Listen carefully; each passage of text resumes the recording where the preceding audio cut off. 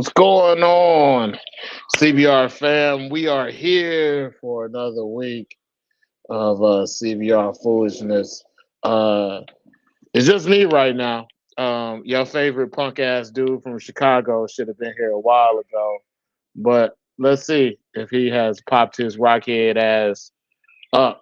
Yeah, I see his fucking big rockhead ass, big head ass dude.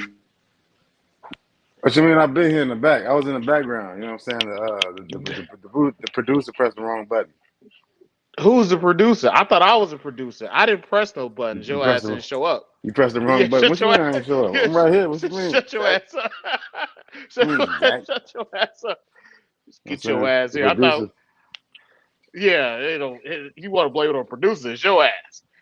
The Uh, producer pressed the wrong button, Jack. yeah, there was no producer error. This motherfucker just, he was back there putting lip gloss on, getting his LL Cool J on and shit. What's up, y'all? Who we got here already, man? We started off already on bullshit. We got cousin Tuck. We got Mike from 1776. We got cousin Dimitri who always hold it down.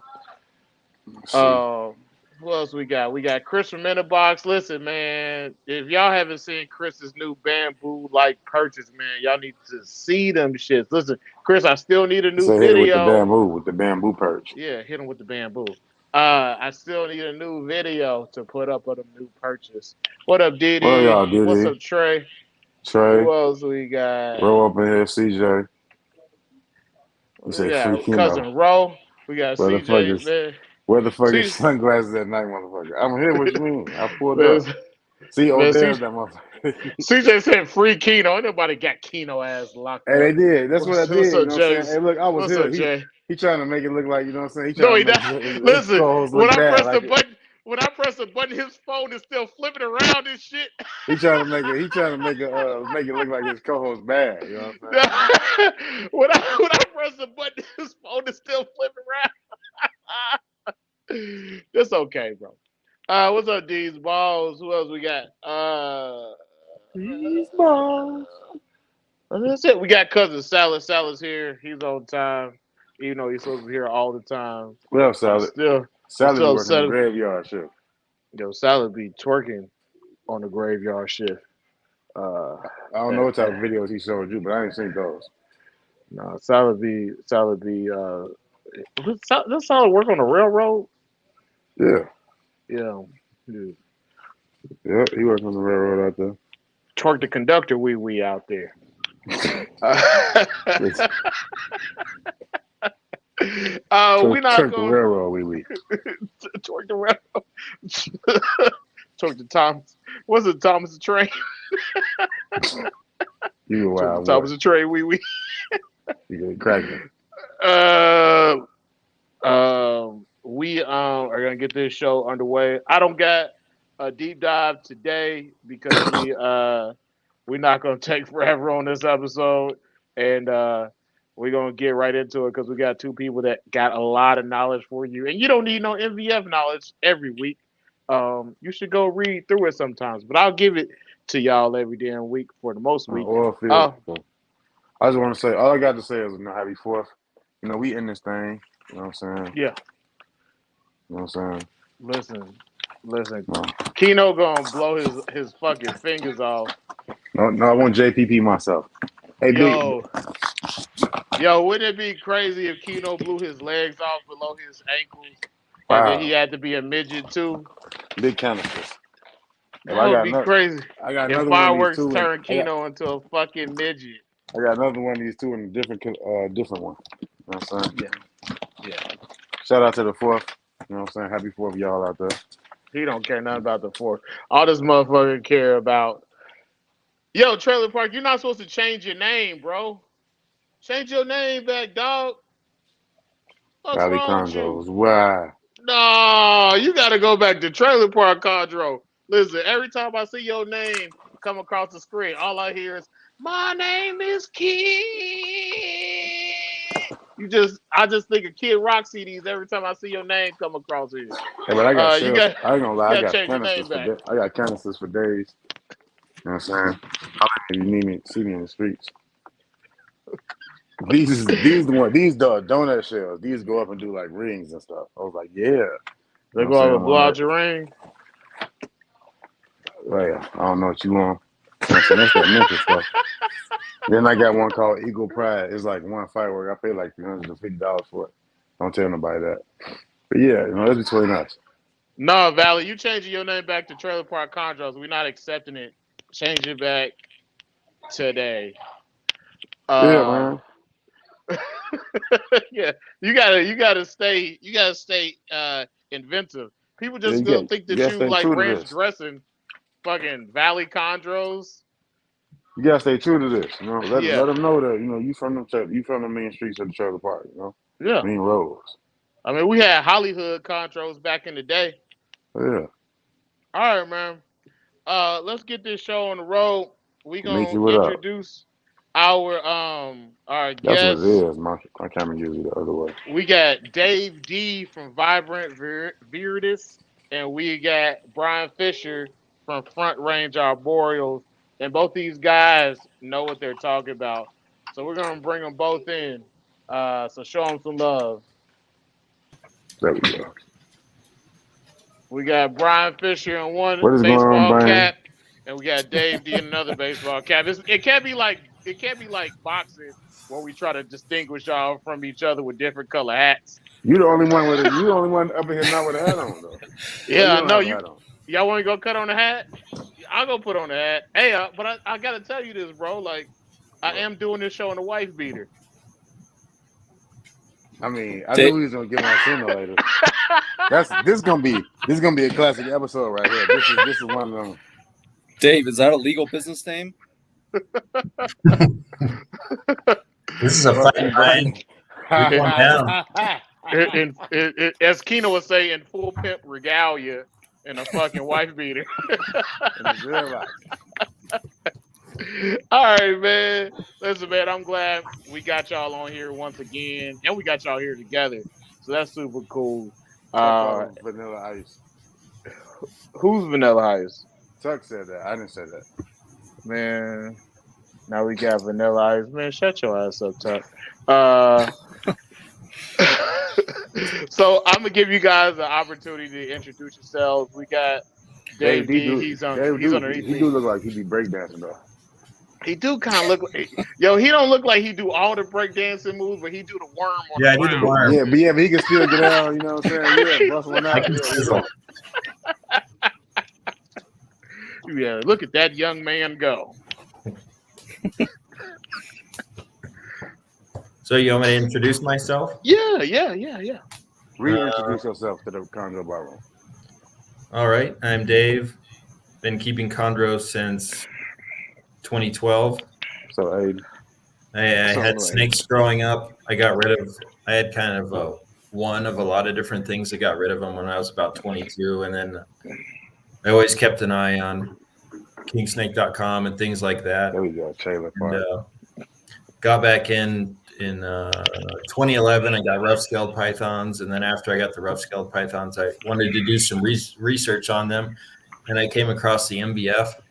And I couldn't tell at first if it was a real active form or not because it's just kind of weird looking. Everything's green and they only had 2 links. But then I figured out there were actually people there.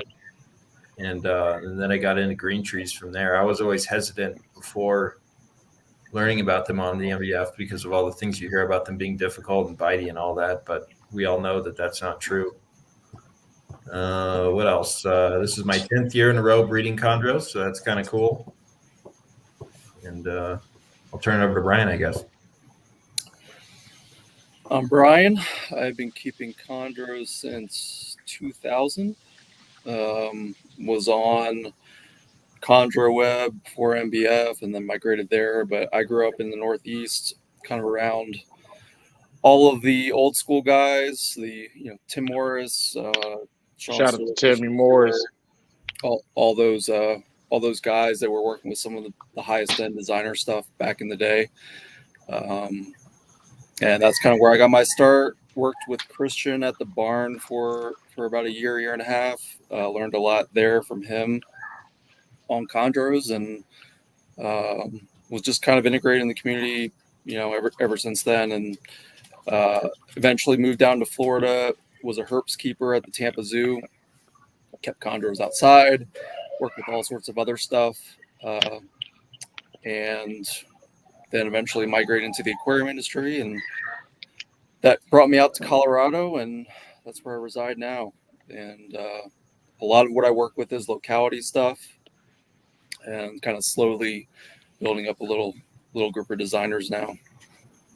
Yeah, and that's what the questions are going to be centered around tonight.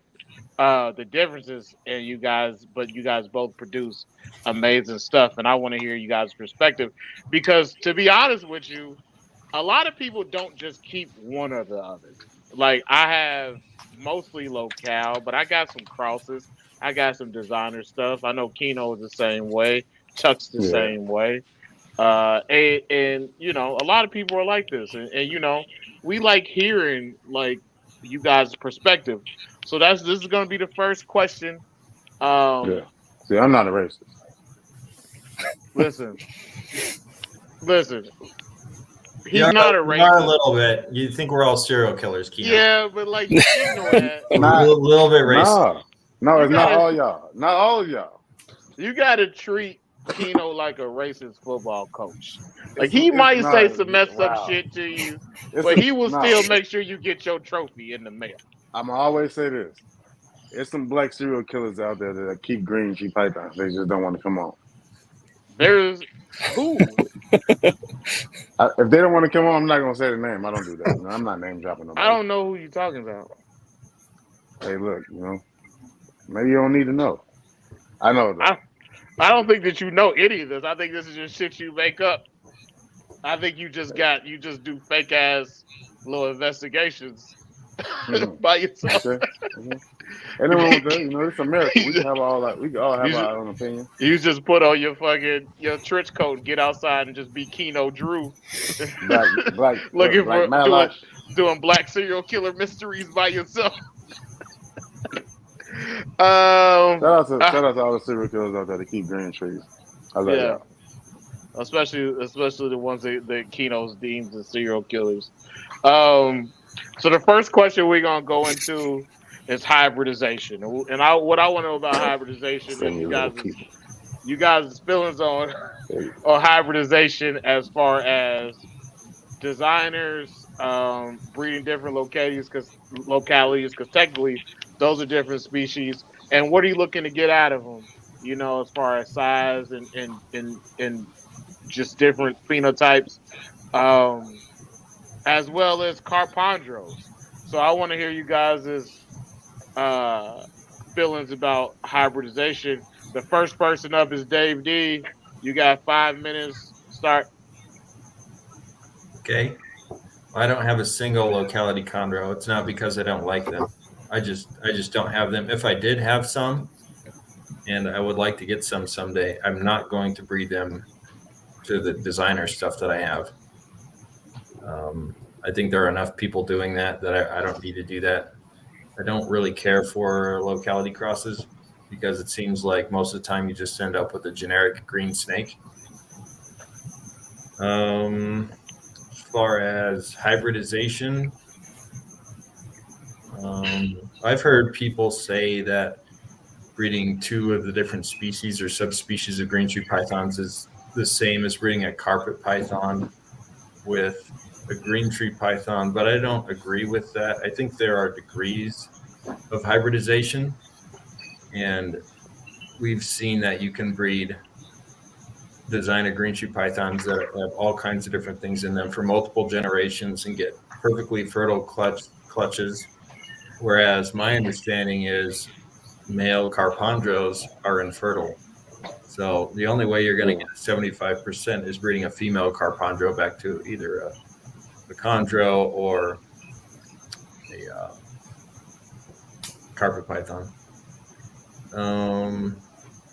As far as what you ask about size, I've also heard that designers are smaller. I don't necessarily think that's true. I think a lot of size is dependent on the frequency and the size food that these snakes are being offered.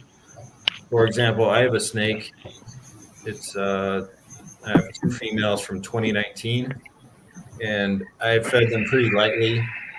So they're about 5 years old now, and they're probably 600 grams. But I know someone else who has a female clutch mate, and it's probably been a year and a half since I saw a picture of her, but she was 1,500 grams. She was a sloppy fat bitch, and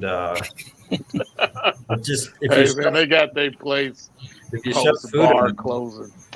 they'll get huge. So I think a lot of that is just based on how much people feed them. Obviously, certain localities are bigger than others. I know BX get pretty big, Aruz can get pretty big, but the general idea that designers are small for some reason, I don't think that carries any weight. Did I miss anything, Travis? No, I mean if that's what you got, that's what you got. That's all I Well, got. also when you talk about designers, technically designers, if you look at it from the perspective that most of these different localities or different species, a lot of designers would be considered hybrids because Mm-hmm. some people do. So, what's your take on that? Yeah, sure. I don't really care about that. Apparently, we're all hybrids too. We're Homo sapiens and Denisoden, and what's the other one? Homo erectus. What is it? Neanderthal. Yeah. Yeah, so we're all hybrids too. I mean, but there's I'm definitely Homo erectus. you're mostly Homo erectus. There's that, and then there's us Homo having sex with cialis. a chimpanzee or something, So you just have to draw the line somewhere. So I say yes to hybrid green tree pythons and no to carpondros. All right. I don't walk on my knuckles though, Dave. I don't know, so I don't know about. Damn. Yeah, look That's at what we you. That's on. you know Kids, what happened because you over here telling lies. when the kids, Um, just the kids that don't like, you know what I'm saying? so we're They gonna don't. pass it. We're gonna pass it to Brian. Let's get your perspective. Well, the reason that I work with localities is not necessarily because I particularly like pure things over hybrids or anything like that. As far as chondros goes, it's really just accessibility, and part of it for me is also kind of the challenge of establishing wild caught stuff. I really enjoy that process and turning an animal from something that's kind of rough and not like the neat kind of cookie cutter uh, type of animal that a captive bred established animal would be. Dave knows I'm a glutton for punishment when it comes to animals that are that need a little TLC. I just really I like figuring them out and kind of turning them around and getting them cleaned up and acting the way they should be. So just a little background as to why my collection is the way it is. But as far as hybrids go, I really don't care, and I don't understand why anybody else does, because ecologically speaking, all these snakes are dead. I mean, nothing is going back to the wild, and it never will. So, you know, the pure the desire to have something pure is kind What's of up, Gotas? an odd argument and an odd stance to take. I mean, there's really no way for us to know. Most of the people, and even the people who are staunch purists, have never been there. They've never seen a lot of these snakes in person. They don't know. We're all going off the word of the people who are catching these things. So, there are certain things that I like. Certain localities that I like to keep pure, which really just means I'm trying to reproduce the phenotype of the wild animal. And so I try to find animals that look similar, and I'm making the assumption that they're all, what we think they are. So, Beox or Ruse or what have you, those two are fairly distinct, but some of the other ones, it can get a little bit muddy. Especially some of the northern stuff. If you don't know where you're looking at, some of it can be subtle. So yeah, I mean, I guess my answer is kind of short, but I could care less. I mean, as far as pure versus hybrid, at the end of the day, everybody's breeding to produce a certain phenotype. I don't think there's anybody out there that I've seen or talked to that's trying to produce the most muddy, natural looking, average chondro carpet, like whatever species you're into. They're trying to produce the best example they possibly can of that particular thing. And then it's kind of under the guise of being pure, in my opinion. It's kind of like, I think it's an ego thing. So, yeah, I guess that's my stance on it. Okay. What's your feelings about carpondros? Some of them are cool. A lot of the ones I've seen over the years have been very muddy. And to Dave's point about the kind of like simple locality crosses, like F1 locality crosses, and also with the fact that they're, they can't really be reproduced several generations going on. I don't see the point. It's kind of a dead end. I guess it's kind of similar to like the Amazon tree boa, emerald tree boa hybrids. They're cool, but they're kind of a one-off. There's nowhere to go from there with it. So that's probably a good thing, because I think most people don't love them, or maybe you like the look of them, but it's probably a good thing that it's not easy for those carpet python genes to get mixed in with chondros. Yeah, I'm also not sure, like, if you could reproduce them several generations over, what would you go for? What phenotype would you go for that you can't achieve with a chondro or a carpet? Mm-hmm. At some point you're going to start leaning towards one end or the other, and both species or both groups are very variable and have a lot of different looks on their own. So I think you'd eventually just kind of get to a point where you're either producing stuff that looks like designer chondros or stuff that looks like carpets mostly. Okay. You got any questions? I like them. I will say I don't really got no questions, but I give some input on the locality stuff. These Cyclops babies were a lot smaller than the designer clutch I had in 2023. It's like they eating and everything, but they're just born smaller, a lot smaller. So I don't know if that's a pure locality thing or Yeah, I think an that's egg part of the problem. situation. That's part of the problem with a lot of these arguments, and that a lot of the thoughts and hypotheses are based off one clutch here or there, and chondros are so hard to breed and hatch and establish and go through the whole thing. It's like it's very difficult for us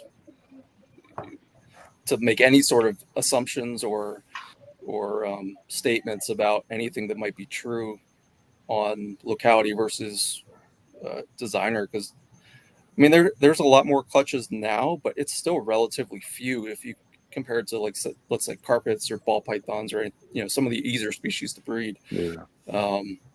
So I think we just have a problem with sample size, and a lot of people like to kind of make anecdotal claims off of one or two clutches that they see, and then Right. that happened with I don't know, I haven't heard it in a long time, but there was an argument many years back about the blue line, that it was defective and had all sorts of issues. But I mean, Dave, John Irby, there's guys that are they're keeping their snakes well, and that they know how to breed them well, and they're doing just as well with them as anything else. So, a lot of this goes, I think, to the way things were kept back in the day, and I don't think we have enough, data and sample size to really, at this point, to really understand any of those kind of comparisons between locality, designer, what have you. At least not yet. Like we've only, as a community, been keeping these things in a fairly successful way for the last 5 to 10 years, maybe. I mean, before that, everyone was keeping them very fat, very hot. I would say this. Well, John Irving said that keeping the blue line and calico lines alive is very dependent on what you choose to breed together. Uh, as far as the animals that he chose, and he said certain animals he just essentially he didn't think that it would turn out well. So I do think that as far as it goes with keeping these lines alive, you have to be very selective. And I feel like there's a lot of people that probably didn't do it that way. They probably did it however it is they did it. And there's a bunch of different reasons, and there's a bunch of different choices, and a bunch of different outcomes. Which is why if I wanted more information about it, I'd go to him in regards to that. And Dave D's done really great as well. So were you very selective, Dave? Yeah, I got the most unusual looking snakes that I could. There and I do think green snakes from nice parents with nice siblings have value, but you don't want to take one of those and breed it to even a roux or something like that, because at the end of the day we're selectively breeding. You want to take one of those green designers from nice parents and breed it to another extreme looking snake. Otherwise, you do that too many times in a row, you're selectively breeding for green. Okay. All right, so let's get to the next topic. We're gonna go into chondro husbandry. That's some good shit right there, Dave. So we're gonna talk about the things that you may have purchased in the past, and ways that you may have kept your animals in the past, and how you've changed, things that you've learned over the years, best case practices, just all things involving chondro husbandry. And we're going to start off with Brian this time, and your time starts now. So to clarify, just stuff that I did in the past that I don't do anymore, or how I've changed. Just how you've grown is in terms of husbandry. I would say the number one thing is that I'm a lot better at leaving them the fuck alone. As we all are. Yeah, I mean, part of that was conscious. Part of it was just life getting busy, kids, that sort of thing. Just leaving me with such little time to work snakes that it seemed to actually benefit the snakes and the things that I was focusing on. Earlier on, I was, again, probably because of too much time to be able to spend looking at my snakes and tinkering around. I definitely changed things too often and tinkered probably too much. So if I could give a piece of advice to newer people, especially if you only have a few, try your best to leave them alone. The whole benign neglect thing it's I think it's a true statement. So that would be the number one thing is I leave them alone a lot more. Really, I only interact with my snakes to change water and feed. Other than that, I walk in the room in the morning and in the evening generally and look at everybody, but that's about it. I mean, back in the day, I was keeping the kind of the traditional, I guess, Greg Maxwell method back in the early 2000s of, 80, 87, 88 hotspot, feeding much more frequently. The snakes I had were quite a bit bigger, and it's kind of like a self-feeding thing, no pun intended, but the more often you feed, the more heat they need. And so, if you feed often, you will find that they spend a lot more time under the heat. And so it kind of gives you, if you don't, when you're a little less experienced, gives you the false assumption that they need the heat or that they're using it because they need it. And really it's just because you're feeding them far too much. So they need the heat in order to digest all that food and whatnot. So those are probably the two biggest things: is just feeding frequency, temperature, and then just interaction and with the snakes overall. Um, I've always been pretty big on the kind of humidity being important. So that's something that I've always done. There was a period of time where it became popular that humidity was not an important factor in snake husbandry or chondro husbandry. I can get more into my thoughts on that later if you want, but that's one area where I think the community got lost for a period of time. Yeah, we'll go back to that. We'll come back to that because I want to know your perspective on that. I did want to know about equipment and caging. So could you tell us a little bit about your caging, the heat panels, the heat sources that you use, things that you learn, lighting, anything that you learned? Yeah, I've probably kept them in every possible way you can, almost. I've very early on my first chondro, I had it in a screen cage. This was before any info was really available. I figured like, oh, they're a rainforest species, keep it like a chameleon or something like that. It actually did fine. I was living in Pennsylvania at the time, so humidity wasn't really a factor most of the year. Um, and I mean, it had bad sheds, obviously, but other than that, I mean, it did fine. Eventually, I kind of moved into aquariums and then vision cages. And then ever since then, it's really just been, plastic caging. I've had most of the manufacturers out there. Right now, I've got a few vision cages. I've got some boa files, some neodestra cubes. A lot of it I've gotten secondhand from Dave as he's gone through his cage journey. But I mean, other than them not matching, I don't find a whole lot of difference in their functionality. It's really just a plastic box, and I use pro product C panels in them. I've used light bulbs in the past. Never had issues with light bulbs. It's just the panels are more efficient. They're easier to control.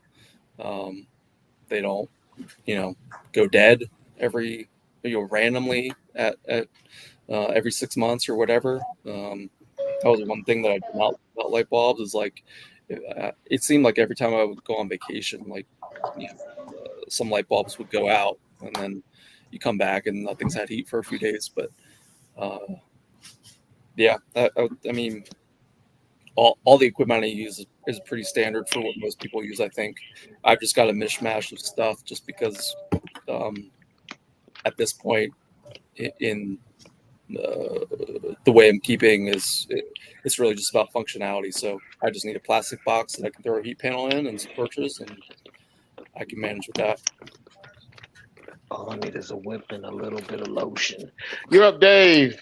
Dave, yeah, how's it progressed for you? I took some notes so I'd give a comprehensive answer. So I'm like Brian. I like to tinker too, probably too much, and I'm sure that has affected my success over the years. I have a heated floor in my main snake room, and I thought that was Rich going to man shit. be great. I could just keep them nice and toasty. But I learned a few years in that it actually kept the snakes close to the floor too warm, and instead of it being warm near the ceiling, it was really warm near the floor. And in hindsight, that should have been obvious, but it wasn't. Well, one thing I changed was from feeding mice to rats. There was, like Brian was talking So about, nameless. everybody saying humidity does not equal hydration. Well, there was also a period of time where everyone was anti-rat. At least it felt that way, and I was doing that too. But then slowly, I learned that some of my friends were feeding rats, and I made the switch. And I think that's a no-brainer. Feeding a female multiple mice is stupid. Yeah, I agree. I give them a big ass rat, and then you only feed them every 3 weeks or a month, so there's less. People gonna fight you over saying that, Dave D. Yeah, I know a lot of people feed rats now, and I haven't. I mean, I feed rats. Yeah. I feed both. I've had Mostly a couple rats. prolapses, but one was a male and it only ate mice. I've never had a prolapse from a snake that ate rats, so you can't just say that rats cause prolapse. I feed all rats, and I never had a prolapse.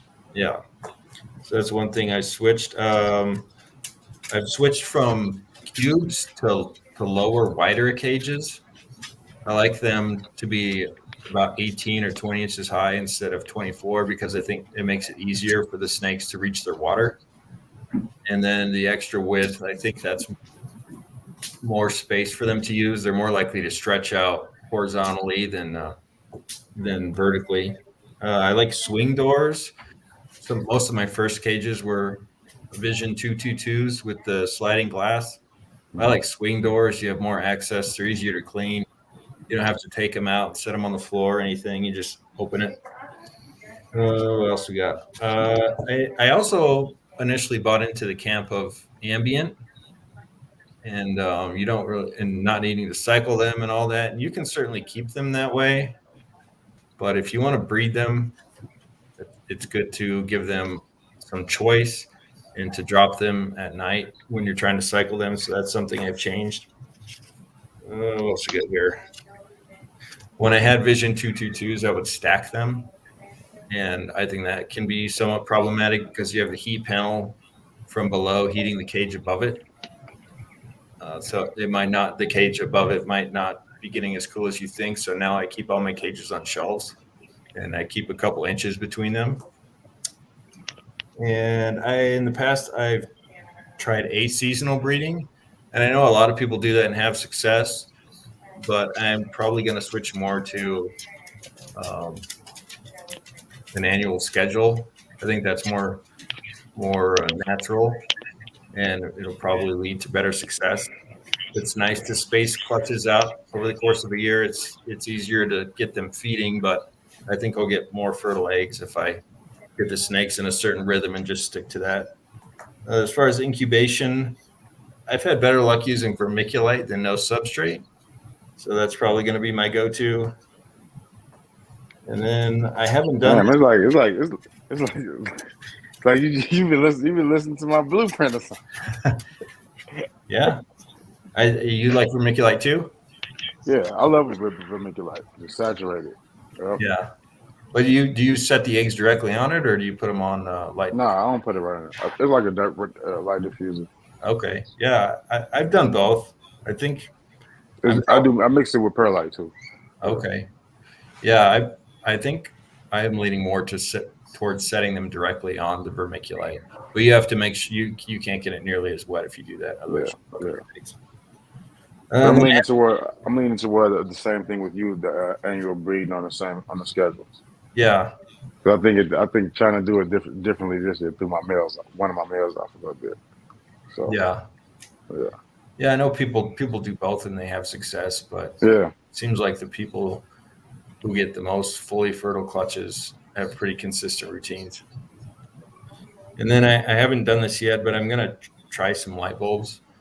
My wife and I are currently building a new house where I'm going to have 3 snake rooms. And so I'm going to try different things in different rooms and see what works best. And just listening to other podcasts and hearing how light bulbs offer a better source of heat in certain ways because they offer different wavelengths that penetrate and warm things up differently. I wish I knew more about that, but I'm going to give light bulbs a shot. Yeah, we had Noelle. She was on talk about the deep infrared things. Yeah. Deep heat. She knows a lot more. Yeah, she knows a lot more about it than I do. But yeah, she was telling me about it. Christian used light bulbs for a long time at the barn. Christian Stewart? Yeah. So let's get back to this husbandry thing about the humidity. Because I know you want to talk about it, so you should just tell us how you feel about it, Brian. Well, This is the bar after all. You get to go to rants, man. There was an idea that was perpetuated many years ago, that hydration and humidity were somehow unrelated. Essentially, that was the argument. And I've kept all sorts of reptiles in now 3 areas of the country: Northeast, the Southeast, now in Colorado, which is essentially a desert. I mean, the humidity here is basically nothing. And I could not keep them the same in those 3 different locations in regards to humidity. And so to say it humidity does not impact hydration, I think it's coming from people who have only ever lived in one climate and only ever experienced keeping them in one climate. You can look at like humidity, a humidity of, let's say, 60% here in Colorado does not feel the same as it does in Florida or Pennsylvania, the other places I've kept them. That's one thing. I mean, here in Colorado, there's a reason when you come here, they tell you to drink more water, right? Why? Like it and we're not that different in the way that lungs function and things like that. So, and I'm sorry if I'm rambling, but I've got a million thoughts on Rant. this thing. So like when you breathe in, your lungs are super saturating the air. They're so you can then infer that in a lower humidity, your lungs have to work harder to supersaturate that air, right? Which is pulling moisture from inside your body.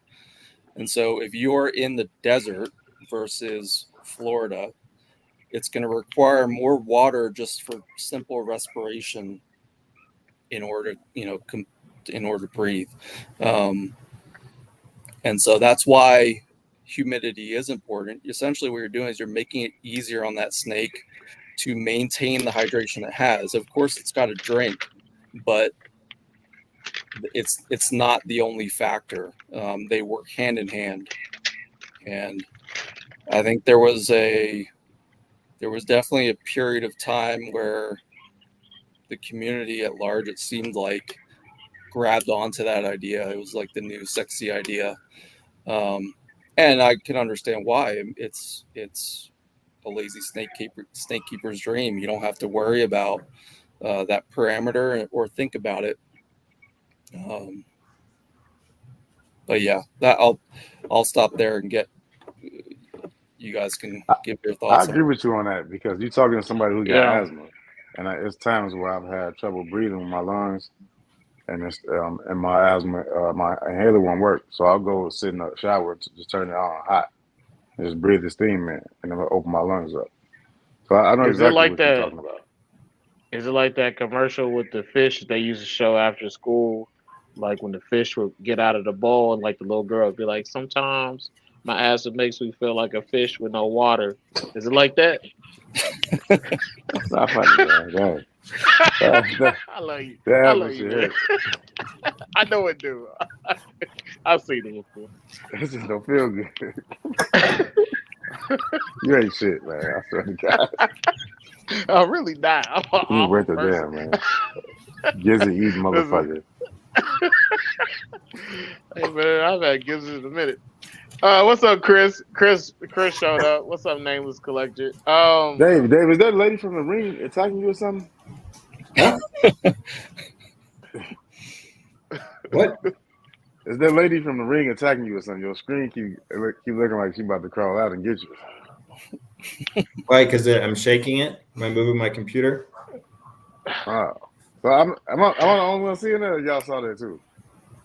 I think that you might be the one that really notices it. I kind of saw a jiggle. Do you see But dead I people, didn't. Kino? He sees serial killers, so he might see dead people. Yeah. I ain't It's saying like the nothing. Let the Sixth record Sense, show. man. let the record show. I didn't say nothing about cereal because on this episode, I think well, not young men, but these two men, are fine green tree python keepers out of It'd Colorado. be wild. It'd be wild to pull up to Keno. He's underneath the blanket talking about, I see dead people. It'd be crazy. But maybe it Only at really does. only at funerals, Dave. All right, so we're gonna move on to the next topic. We're gonna talk about acclimatization and bringing animals in. So even if you're not currently bringing animals in, we want to know what are your feelings about it. So when you're getting new animals, what are you looking for? And this isn't about aesthetics of the animals, but just things that you're looking for, things that you may deem that you need, or mites, or parasites. And then once you're getting animals in, how are you setting them up? Quarantine, vet care. How long are you keeping them in quarantine? Things that you need to see before you moving them out of quarantine, and then pairing them with other animals. And how you're just climatizing your collection as a whole. So that's what we And want to know. and if Dave, if you haven't brought anything in recently, how did you do all those questions beforehand, picking them out from other Exactly. collections? Sure. So we're gonna start with Dave. Well, I haven't purchased any import chondros other than when Rico was selling off his collection. I got some adults from him that were farm bred. Um, to be honest with you, when I was building my collection, I didn't do a great job of quarantining because I bought captive bred snakes from people who I thought were reputable. Hmm. So I just, things that I would look for, you look at the mouth, make sure it's not crusty or anything. Look at this, look over the body, make sure there aren't any kinks, make sure the snake is crawling the way it should, give it a scan, look for mites. And I put them on paper towels just in case there were mites. It'd be easy to see. I haven't Oh, had any mites since, hi. Hi. let's see here. It was 1996. Bought Baby pimp. I bought a Dumal Spella from a show and I had mites, but since keeping green trees, I've never seen a mite. What else? So now I have brought in some snakes. Most of them haven't been green trees; they've been other things. So I keep them separate. I keep them on paper. I nido test them. I think quarantine is great. Obviously, if you have a snake that's sick, and it's up and it's visibly sick, that would be a good thing to see before you put it near your other snakes. But without doing a nido test or something like that, uh, I don't know how much you really accomplish because there are so many All right. snakes that are nido positive that look totally fine. So I think testing is important. Yeah. And not that nido True. is the only illness we need to be worried about, but it seems like it's the main one. What are some of the other snakes that you before we hit Brian that you got come in besides green trees? I got some scrub pythons, Okay. Madagascar tree boas, and it's been a couple years, but I got Bowen's pythons. Cool. Okay. All right, Brian. Let's hear from you, man. Um, yeah, I've got a lot of wild caught stuff, so I've got kind of a separate area that I have cages set up for newer stuff. I keep them essentially the same as the other stuff. I mean, I keep everything kind of bare bones right now. So just puppy pads or paper towels or what have you. Um, I guess to step back, well, like what I'm looking for, it's really body condition and that's really it. I mean, obviously there's the phenotype. It is part of it, but beyond that, I'm not probably going to touch an animal, even if it has a nice phenotype, but very poor body condition or, um, you know, big scars or whatever. Something that's obviously going to look like it's not going to acclimate very well. Um, Beyond that, I mean, with wild caught stuff, it's prevenamite, Panicure, Flagyl, that whole deal, and then just watching them for a few months.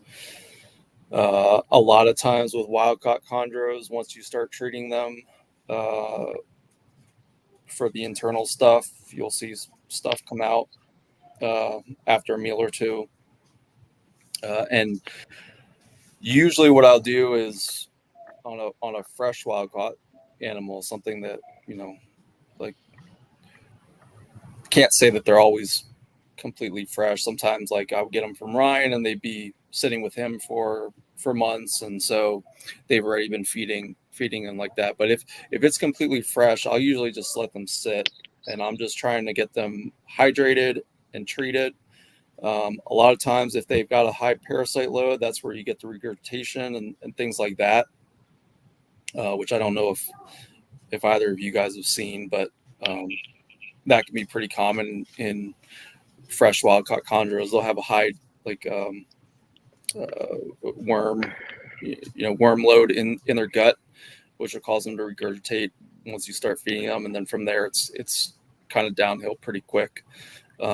So I find it very important to treat that stuff first and get a few rounds of that going before I start feeding them and doing that. So What's your procedure for that? For what's that? For like Panicure and Treating. Flagyl? Well, because it can't just be giving them Panicure and Flagyl, but how do you do it to clear them all these worms, especially after you see that they have a high worm load and they're just going to regurgitate food? Like, what's your procedure? I haven't had one luckily like that in a long time, but I mean there's some pretty standard, and it's been quite a while since I've had to go through it, but you can find the recommended regimen online pretty easily. Those two drugs you can find online pretty easily as well, or you can get them from a vet. But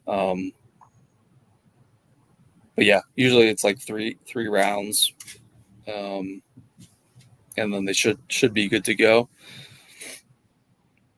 But I mean, generally, if there's an animal with a high, like a very big load of worms or things like that, the body condition is not going to be great. Like they're getting hit pretty hard by a parasite load like that. So generally speaking, I probably don't see it because I generally tend to pick out animals that have great body condition, that because they have great body condition, they don't have that issue. It was more something I saw much farther back in the past of my keeping history, more early on, before I kind of got an eye for what to look for and what those animals tend to look like. Usually they're going to be pretty emaciated by the time they're here. Would you pick? Are you putting this? Go ahead. Are you putting this dewormer directly in the animal, or are you putting it in feeders? Well, it depends. So like I mentioned, like if I were to get an animal from somebody who imported it and has been holding it on to several months, and I know that they've already been feeding it, so the animal is essentially established, but I want to ensure that it doesn't have any of that stuff, I'll just put it into the food. If it's something that's completely fresh, then I'll use a syringe and give it manually, and I don't feed initially. Okay. We're not vets, Travis. Yeah. You have to disregard everything Brian just said. It's so much easier to put it in a mouse than to shove it down a snake's throat. That's for sure. I've had to do both. I've had to do both. I prefer putting it in the feeder. I always put mine in the feeder. But like I've had to give it to it in a little syringe thing. And I was looking at my vet when I told him, I was like, I could just put this in the feeder. He was just like, nah, it's just easier this way. I was just like, it's not easy doing anything with this hoe. No. She's Sometimes fucking me. She's fucking me. I've had several animals over the years that came in and would not feed. And after doing a few rounds of Panacar and Flagell, they got an appetite. So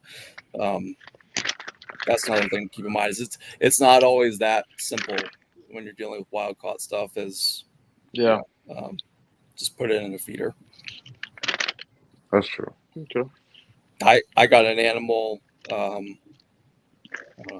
maybe a year ago that had fasted for almost a year and was given to me and treated it, and it's been feeding great ever since.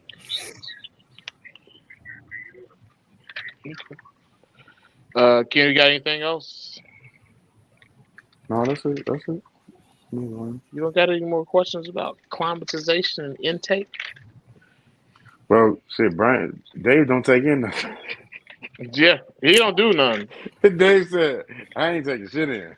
Well, I don't have a lot of experience. I don't have any experience with imports other than the Bowen's pythons. But I mean, I'm talking. Well, I mean, you can get captive bred animals that may not necessarily be in the best shape. Yeah, I've had a couple of chondros regurge when they were about a year old, and I gave them Flagell. When was the last time you brought something in outside? Import or well, not import, but captive bred. Well, I'm going to get a chondro from James Opdahl, and as soon as he's ready, dog. as soon as he's ready to ship it, I got a couple steaks from David Brahms about a year ago. Blottoed. Okay. Has James asked you to get blottoed yet? No, but I saw him blottoed, and Brian was there last year at Daytona. He was blottoed. I was present. I was present at the when he was president. I'm the president. Yeah, there was a big dinner hosted by John Holland back in Maryland. That's when I think that was when he met Tim Morris, and yeah, they had a good time that night. So how did you quarantine the animals that you brought in, Dave, from David Brahms, and how do you plan on doing this one from? I just put them in a separate rack, and I know both those guys have done a lot of testing for Nido, so that makes me feel confident. But I'm still going to do it. Yeah, I just treat them the same as everything else. Also, when I was building my collection, I bought a lot of adults, which probably isn't the best idea. I had some success breeding them. Some people have said they didn't have any success, but I did okay with them. But I think as a whole, obviously we're not going to get rid of Nido, but there are a lot of people doing a lot of testing, and I think now is far safer than in the past. We're definitely more aware now than we are. Yeah, you're right. Yeah, at least we know it exists. I've listened to other podcasts, and people are like, "Oh, how did you feel about Nido back then?" And I'm thinking nobody knew about it. I'm pretty sure science identified it in 2014, and Pia and Cody got it in their collection in 2017. So that's not that long ago. That's 7 years ago that we became aware of it, and maybe a year after that before a test was available. Some people still think it's not. It don't exist.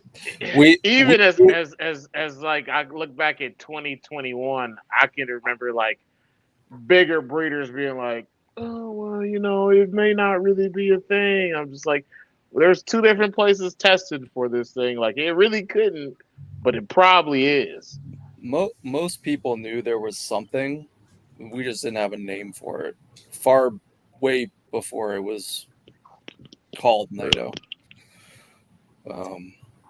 There was a lot of collections that turned, and kind of talked about this with on the last podcast I was on a couple weeks ago, but there's a lot of other things that can cause collection collapse, but the willy-nilly nature that people were shipping snakes around and doing breeding loans and things like that. It was definitely around, and I think people knew on the down low, like there's something that that's being spread around, and we just didn't have a name for it. It's super complicated. I heard, and I don't know if this is 100% accurate, but the tests that we use only test for like 9 or so strains, and I don't know how many different strains chondros can have. I know it's more than one, but they don't pick up on all the strains. We're lucky that they pick up on as many as they do. There are probably other strains that we don't know about, other viruses that we don't know about that may or may not cause problems.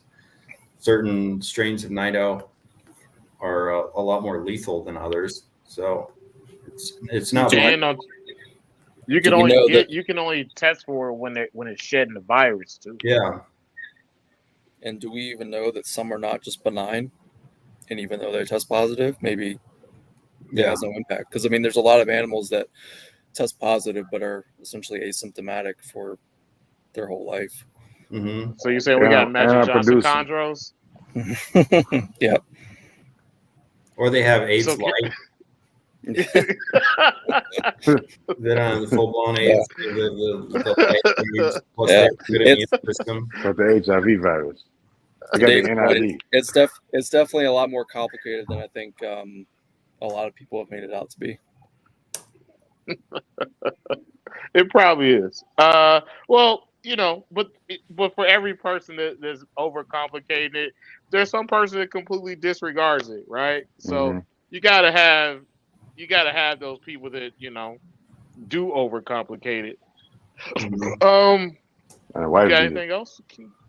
Is it a wife beater? It's a great wife beater. No, go ahead. It's not a wife beater. It's a tank top. We can't call it wife beater. Oh, because 2024. My bad. Sorry. Yeah, That's expensive, Kino. My bad. Can't call them wife beaters. I did not mean to offend House any of the beater. wives out there. Sometimes I call it my breezy tea. Let's get into that's what it's called. Let's get into genetics, man. So genetics related to breeding. How do you choose the animals that you're pairing?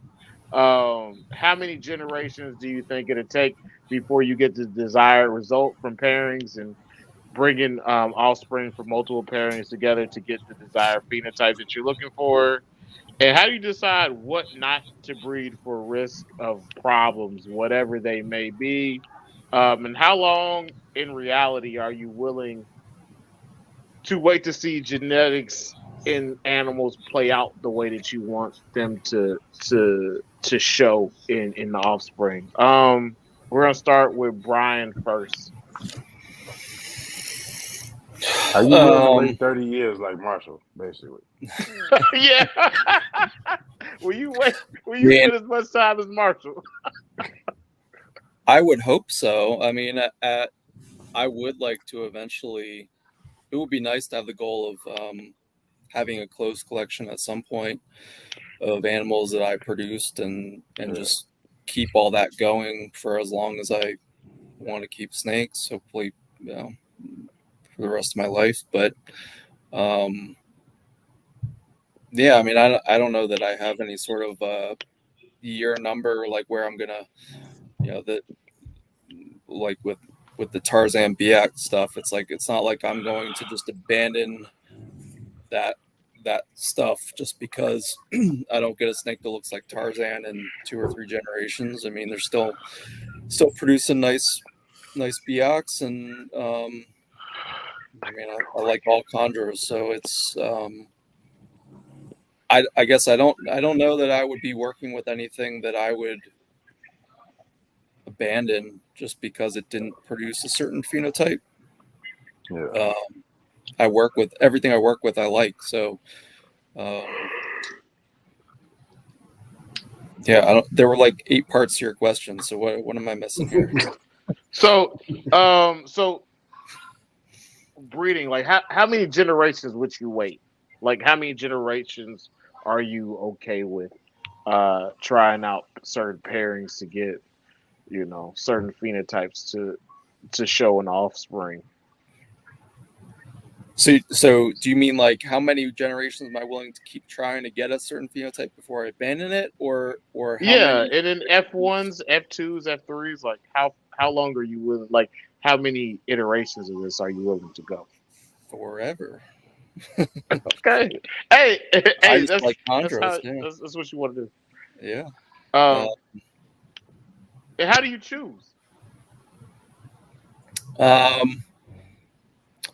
They Well, don't like know a lot. about choosing. I mean, so like for a few of the projects that I'm like the locality stuff that I'm working on, they are centered around one particular what I consider to be top shelf male. So the Biak stuff is centered around Tarzan, and the Arus that I'm working on are centered around a very, very, very nice representative of the Aru locality. Um, and Shout then, out to the Oxable. Yeah, yeah, much appreciation for the Oxable crosses.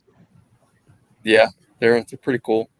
Um, but yeah, like that was like a one-off um, animal that you know it would have been cool to do a pure pairing, but that's not in the cards. So, but yeah, I mean, like really, it's just I found for these locality projects one really nice animal that I think represents the best of what that locale has to offer, and then trying to produce offspring with that.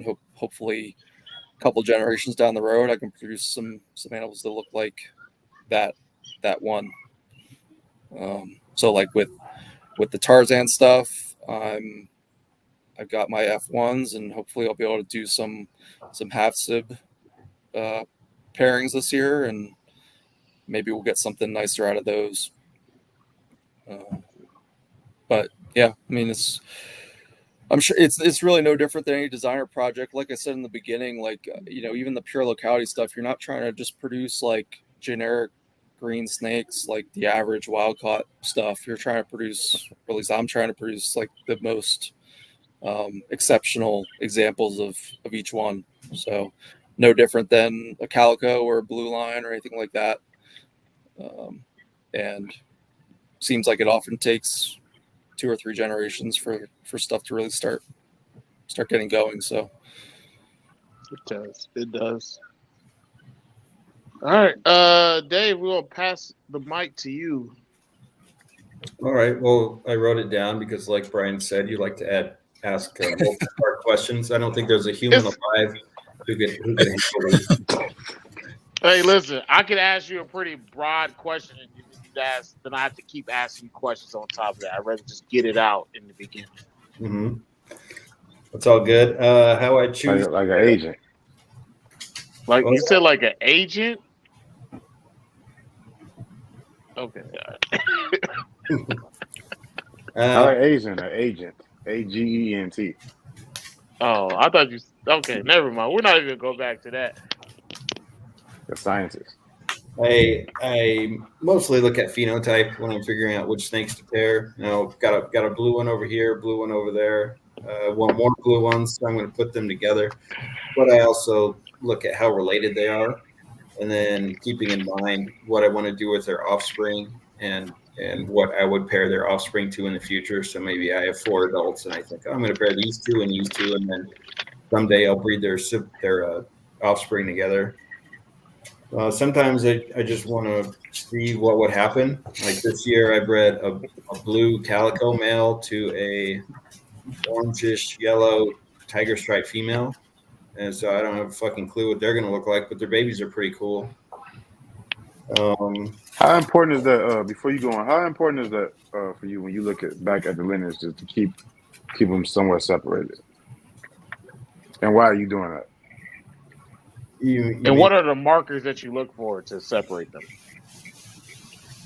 you're talking about how I I'm talking avoid about. I'm breeding? talking about. I'm talking about like looking at how closely they are related. in a tree.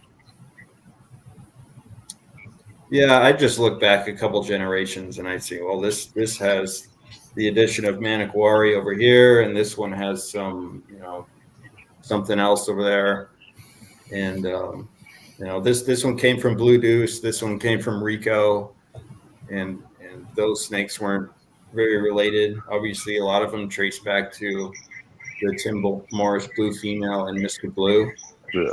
but there's a lot of other stuff that have gone into them. And then I've bred blue snakes to locality crosses that I purchased. I have I had a new Bushmaster New Blue female, and I got a couple of babies from her. And so I have a female that I'm holding back. She's nothing spectacular, but I'm going to breed her to a really blue male someday, hopefully. And then I have a sarong. I think it's a Cyclops sarong female, and I bred her to a really blue male, and I have some offspring from her. So I just incorporate unrelated stuff. I don't know how much it really matters, but that's what I do. And then you asked about the number of generations. Like Brian said, I don't. There isn't a cutoff point for me, but normally if you breed 2 blue snakes, you're going to get at least some blue snakes, or you see, if you breed the right things, you'll get results pretty quickly. Then you asked something about risk. Yeah. So animals that you wouldn't breed together for certain risk.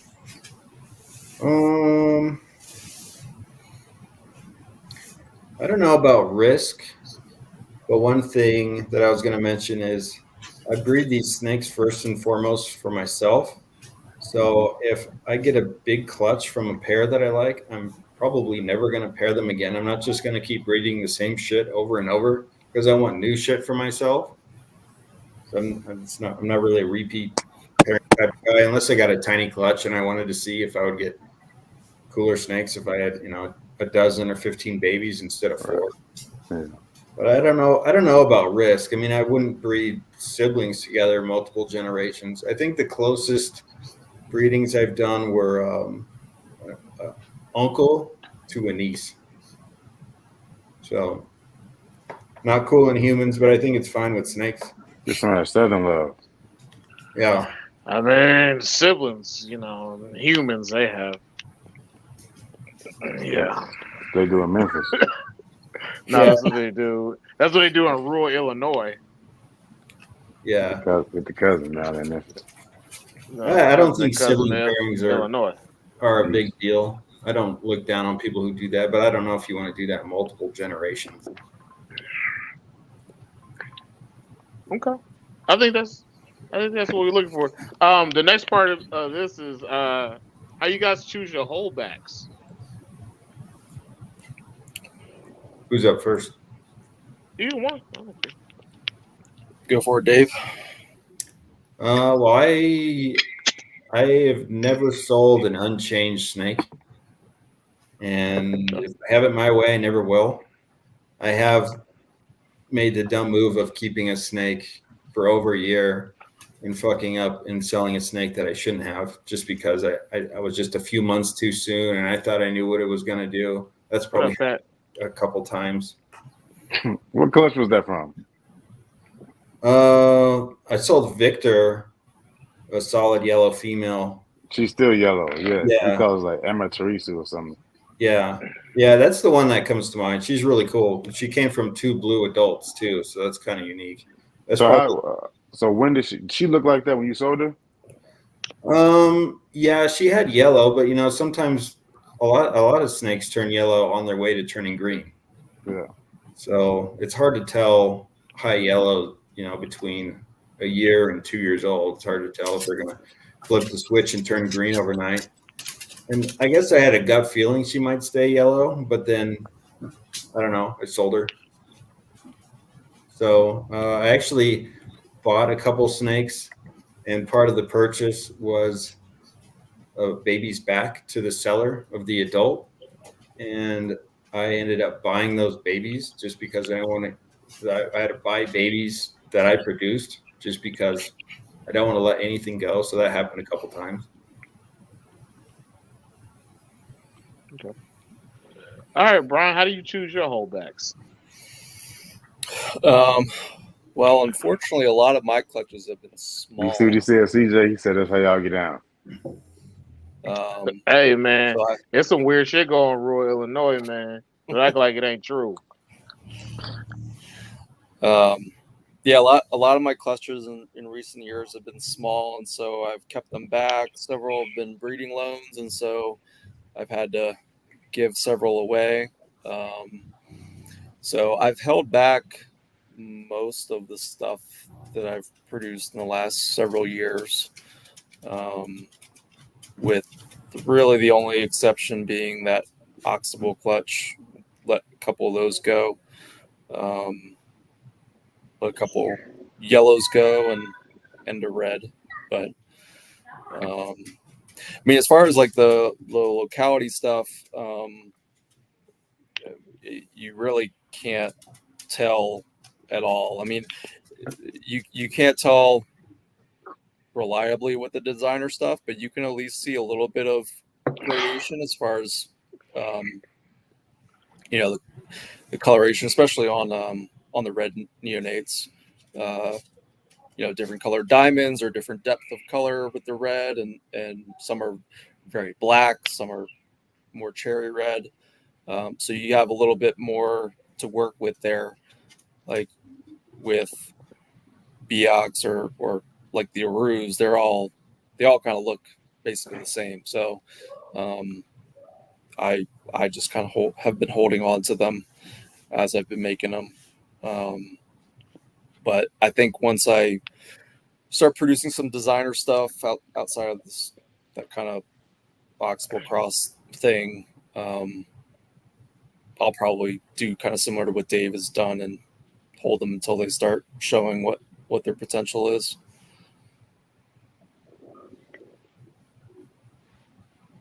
All right.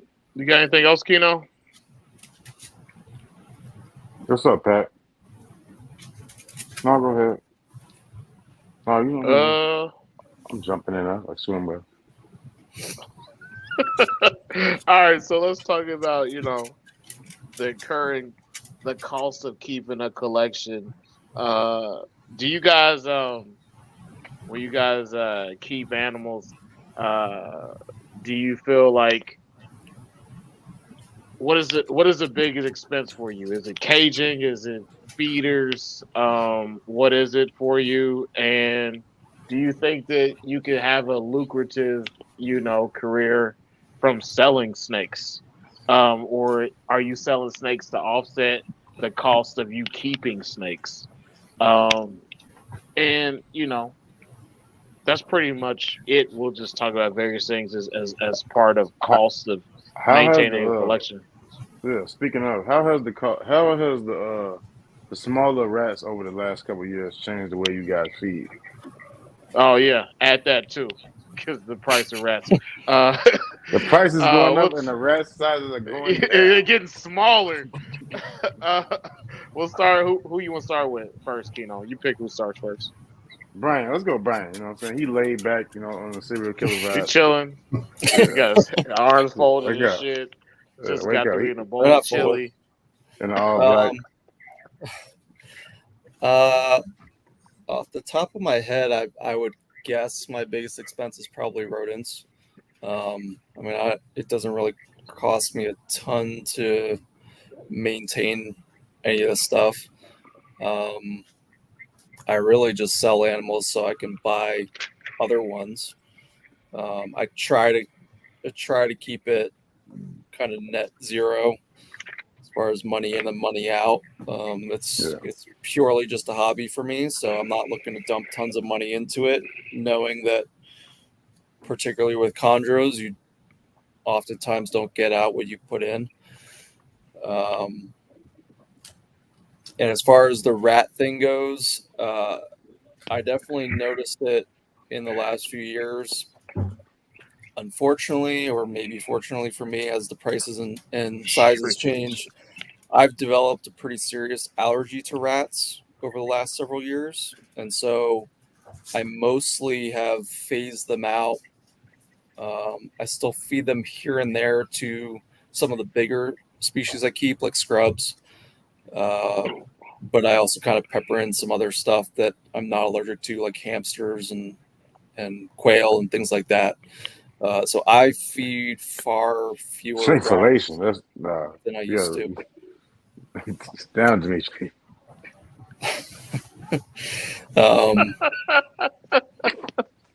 So yeah, I don't know that I can necessarily speak to the rat thing a ton at this point because I'm not buying a ton of them anymore. But I have noticed it. I mean, back 20 years ago, like a medium rat was a large, what a large is now, for sure. Yeah. Yeah. And it's not just one. It's not just one person. It's like everybody that sells rats. They all got together and they were just like, "We about to scale this shit back and hit them harder." Everybody, even the Well, it's a local rush. guys. It's a rush to get animals up Yeah, to that size. and I don't. My preference would have been that they, because I'm sure that there's market and economical drivers to all of that. I mean, I'm sure it's far more costly to maintain and breed rodents at that scale than it was 20, 30 years ago. And that's probably what's driving that sort of shift. But I would prefer that they kept the sizes what they are and just increase the price so you know what you're buying. Because I've definitely gotten some shipments where I bought small rats and they're like barely weaned rats, or it just kind of like all over the board. And yeah, I really just want to know what I'm buying regardless of price. Yeah, they've changed a lot since 2022. They've all gotten smaller. Yeah, I mean that's the state of the world, right? Everything got more expensive after COVID, but I think it was Shittier. happening before that too. Yeah, probably. All right, Dave. Let's get your perspective on the money game. I run my collection like a business. That's not my primary motivation, but my dad's an entrepreneur. We have family businesses, and so that's kind of the mindset that I carried into keeping snakes. So I have a bookkeeper, and I use QuickBooks to keep track of all the accounting. And I won't tell you what my revenue was in 2023, but my expenses were about 40 grand. That's rodents, shipping supplies, a lot of overnight labels, both for snakes and for Nido, tests, deli cups, gloves, buy a lot of shit from Amazon, like disinfectants and puppy pads and that sort of thing. So you can make some money doing this. We don't know if chondros seem to be a big fad right now. So a lot of people jumping in. If a lot of people have success and then demand goes down, I don't know if it's a realistic long-term career, but right now I know. You said your overhead was 40,000. Yeah.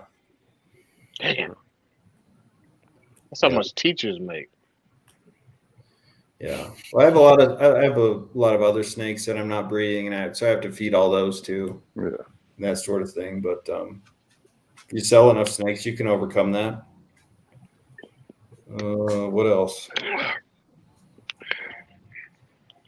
Yeah. Do you think it's viable? Do you think?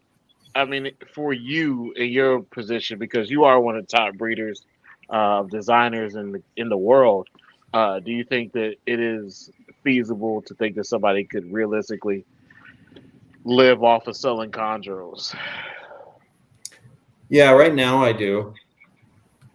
But like I was saying, who knows what's going to happen in a few years? The imports could open up again. I don't think that's likely. A lot of people could have success. The market could be flooded, and then demand could drop, and then it'd be kind of like the ball python market where prices seem to drop. But even if they dropped a lot, even if snakes were only selling for $600 or $800, it's just a math problem. You just figure out what your expenses are, and then I imagine some people would lose interest if they're not able to sell snakes at exorbitant prices. So then you're going to have less supply, and You know, there are a lot of big reptile breeders who sell snakes for probably $100 a snake, but they know it costs them $40 to produce, but then they're producing thousands and thousands of them. So it becomes like farming. Yeah, exactly. Okay. You got anything else, Keno? I'm still tripping off the 40K. That's a lot. I mean, Pat told me about how much money he spends on feeders, and I just looked at him and I was just like, okay, man. And I walked away. That was my response to Pat. I was just Compared to like, my little okay. $1,000, $1,500. I don't know, man. I don't even like. I have it written down on paper, like of like my expenses this year, and I really realistically try to act like I'm not living like this. I'm trying to act. I don't really. I have it on a piece of paper, but I never add everything together. Well, I have it on several pieces of paper so far. Yeah, so I get it. I'm not gonna actually add it up. So let's get into what's the next topic? Mentoring. Who mentored you? How do you pay it forward and mentor others? What's your perspective on, you know, how important mentors are as far as keeping chondros? We'll start with you, Dave. I'm not sure if I had one specific mentor. I think I was kind of the mindset that I didn't want to be a nuisance. So I just I learned a lot of things from the MVF, just observing. It probably would have been helpful to pick one person who was really successful and just copy what they did. One issue that I had is there are some people spouting some big ideas like keeping things ambient and that sort of thing and not cycling. And what they said made a lot of sense, but they didn't have a lot of results to show for that. So I'd say pick your mentors wisely. People who talk a lot aren't necessarily very successful. Hmm. And Oh. Say that again. There's a lot of people out here talking a lot of noise that are not yeah, successful at all in any arena of life, not just fucking snakes. yeah, that's for sure. And I'm not claiming. White beat the Saudi out tonight, baby. I don't think I'm all that successful either. I'm trying to improve my hatch rates and clutch fertility and things like that. But Now you being modest. Now you Yeah, being you modest. guys are both extremely successful. People actually believe that you guys got the juice. and as far as being a mentor, I haven't really taken anyone in under my wing. It's not because I'm a dickhead and turn anyone away. I really don't get that many inquiries. Like I'll answer questions here or there, but no one asked for that. But I'd be open to that. I'll bother the shit out of you. All right.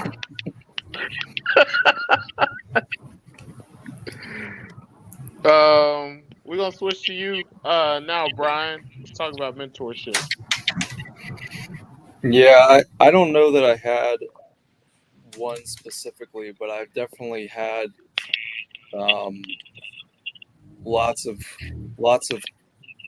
keepers that were successful to varying degrees that I kind of similar to how I operated on the MBF and how I operate now on a lot of these forums and groups is I lurk a lot. I read everything, and I kind of Like Waka Flocka. to Dave's point. I read everything, I absorb it, and then I kind of pay attention to who's actually having success and who's not.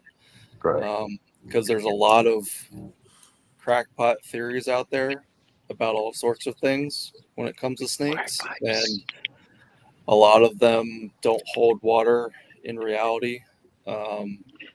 Pseudoscience So chondros. So if I had to pick out one mentor or one person that's had the most impact on the way I keep and the way I maintain my collection, it'd be Christian, just because of my proximity to the collection of animals he had, and seeing him kind of do the daily maintenance and sharing that with me. So a lot of it revolving around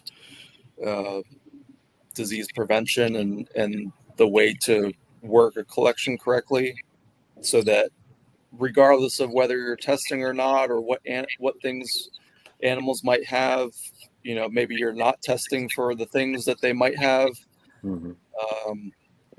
A lot of that can be prevented just by working collection in the correct order, and not backtracking, washing hands, using gloves, and all of these different very simple tactics that if you practice them every day consistently, you can weed things out even if you don't know they're there.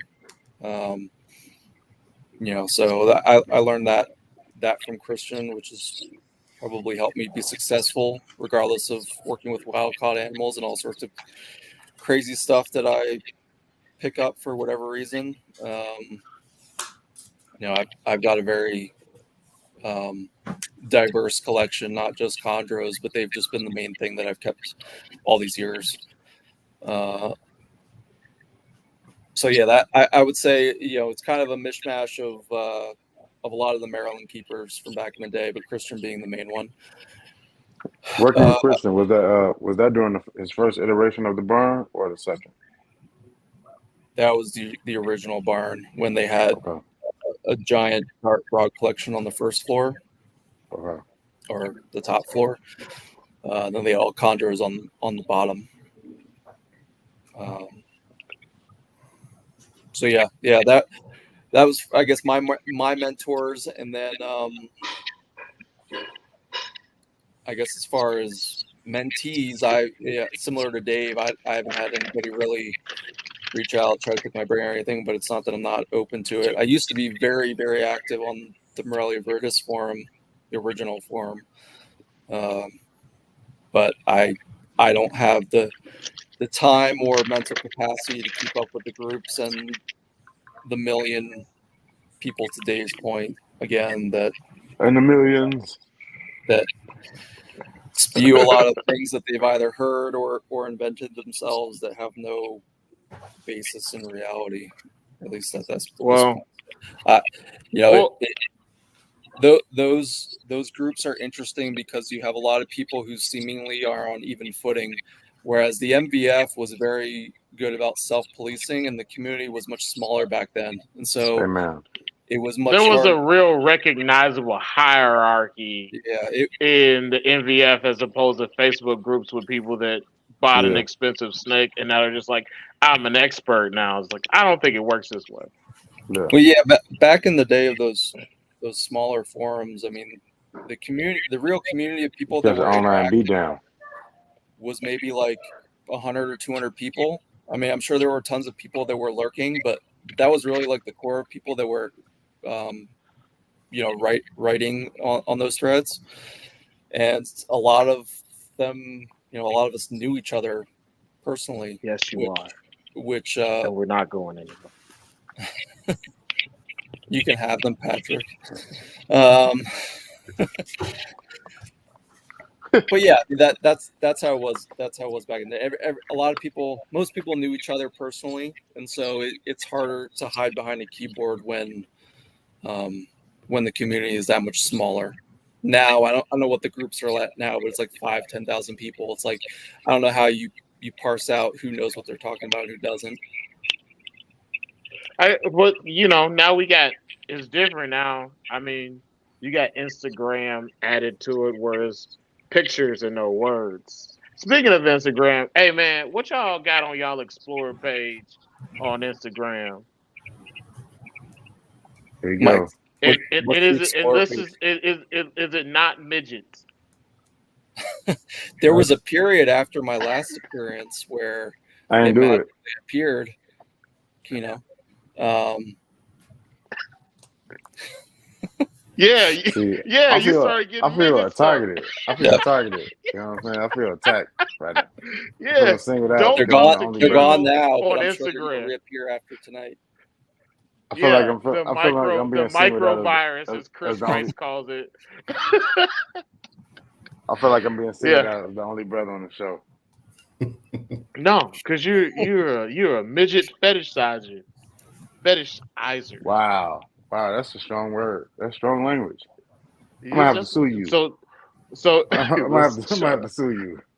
I'm gonna have to send you a Listen, there's a letter. I'm lot. gonna have to send you a letter in the mail. You trying to defame my character? Stop doing that. I don't want to have any more to do with this. I'm gonna sue you. I'm gonna sue your ass. I don't like the language you're using, sir. I don't care. You do like midgets. You got a problem. I like all people. Okay, whatever.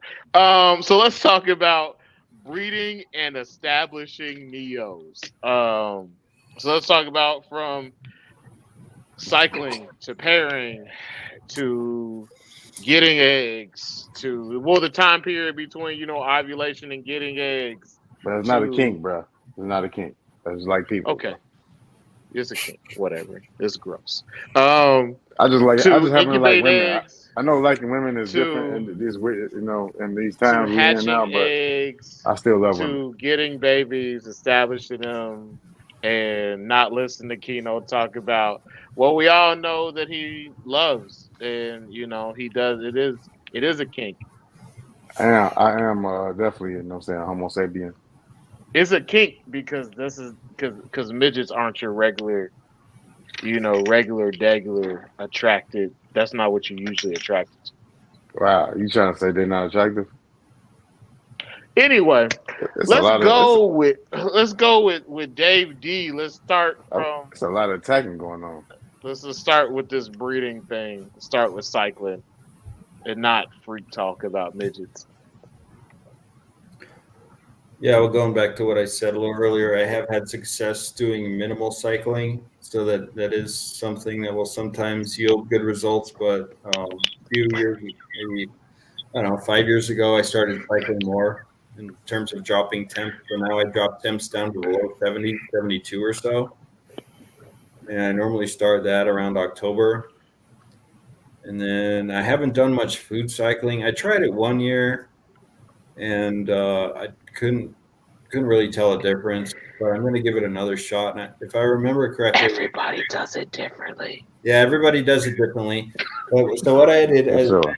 I think I withheld food for a majority of the summer, but then I didn't. When I resumed feeding them, I didn't ramp it up like some people do. So I'm going to try that. Feed them small meals really often, see if that makes a difference. But to your point, Travis, everybody does it differently. Like Ryan Young and David Brahms, for example, as far as I know, they do the no food during the summer, and then they feed the shit out of them once they pair. Whereas I've heard Bill say that he stops feeding when he pairs, and I don't know which is more natural. It makes sense. This is something John Irby told me that it would make sense that if males are going to go off feed, that would coincide with a reduction in food availability because they're not going to go off feed at a time when mice or rats or whatever are prevalent. So I don't know. I'm going to try that, and maybe I'll try it both ways and see what works better. What else? Once females ovulate, you asked about the time from ovulation to laying. I've had it from the low 40s up to the high 40s, and I think a lot of that is dependent on whether you have a night drop and when you It restore. was. Some people restore full nighttime heat at the prelay shed, or you can continue cycling all the way until they lay eggs, and that's going to impact when the female's going to lay. But I do think continuing a night drop while the female is gravid helps get stronger embryos. You said you drop it to the low 40s. Low 70s. Okay. Yeah, they'll die if you drop them to the 40s. I thought you said 40s there for a minute. I thought you was in your Greg I think he micro. was saying post-ovulate. Listen, that was Yeah. an unnecessary comment to make, Keno. What? What do you say? Brian heard what Greg he Maxwell said. he said he used to open the windows at night, jump into the low 50s. Yeah, He didn't say 40s. I think he might have said 40s, but he didn't do it on purpose. I think is what he said. He did it one night. I don't remember. I thought he was talking about 50s. I ain't taking no shot at Greg Maxwell. That's just what he did.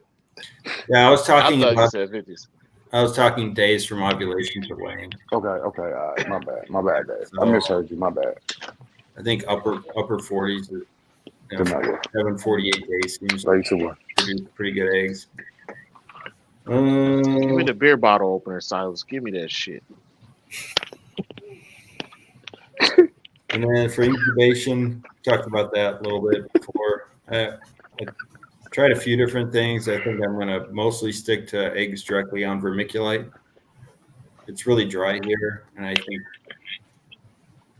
the direct contact with the substrate helps keep eggs hydrated.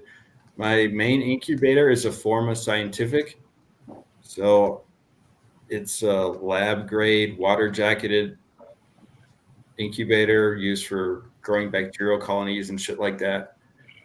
But this year I wanted to try a hot box just for shits and giggles, and I had decent success with that. But I did notice that there is a lot more of a vertical gradient in a hot box. You know, the hot air shoots out the bottom, so it's actually warmer at the bottom than at the top. And if you go one shelf up, it goes from 87.5 to 86.5 or something like that.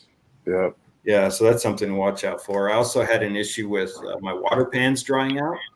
My Forma is sealed, so I can put a fairly small pan of water in there, and it'll stay 100% humidity in there, and it can make it all the way through incubation. And without refilling it?